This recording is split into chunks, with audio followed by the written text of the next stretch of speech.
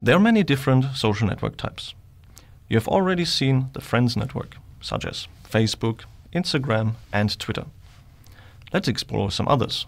In a telephone network, telephone numbers represent individual nodes, which is similar to individuals, as typically an individual has a phone number. Let us assume that an edge exists between nodes if there has been a call between them within a fixed period. The period for recording edges varies. It could be a week, a month, or forever. Edges can be weighted based on the number of calls between the nodes, with more calls resulting in a higher weighting.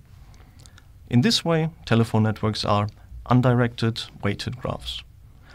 The locality of relationship forms between people that communicate frequently, which could be groups of friends or people working together. In an email network, email addresses represent nodes.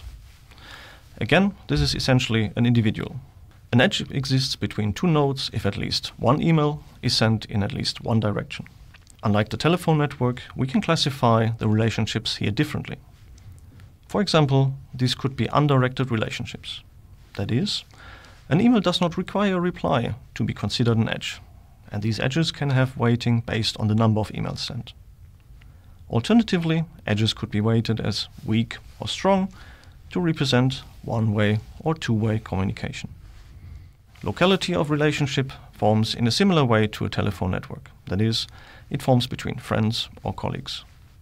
Collaboration networks represent publishers as nodes, and edges are between individuals who have published a paper together or contributed to the same document. Edge weighting can be based on the number of shared collaborations. There are many other ways of looking at a collaboration network.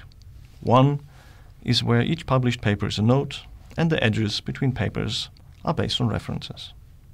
If one paper references another, then there is an edge between them. These kinds of networks are specifically prevalent in research communities where locality of relationship forms between colleagues. There are many other types of social networks other than the few I've discussed here.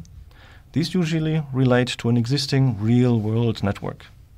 Additionally, there are networks that don't fall easily into any category and are unique. Some other examples of social networks include information network, infrastructure network, and biological network.